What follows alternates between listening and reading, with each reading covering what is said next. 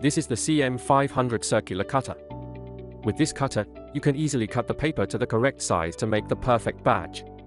The circle cutter comes with metal rings of different sizes, an Allen key tool, and a green cutting base.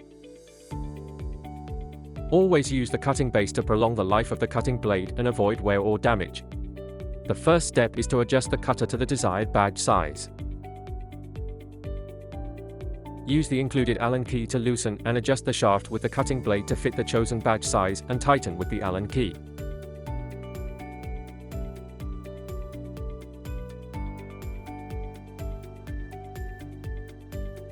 Place the silver metal ring of the same chosen size under the paper circle cutter. The silver ring is an essential piece for centering or aligning the image you want to cut. We remind you to use paper with a weight between 80 and 120 grams for precise cutting. Press the circle cutter firmly with one hand on the paper to prevent it from slipping. Turn the knob with the other hand without using too much force until the paper is completely cut. Your papers are now cut to the perfect size.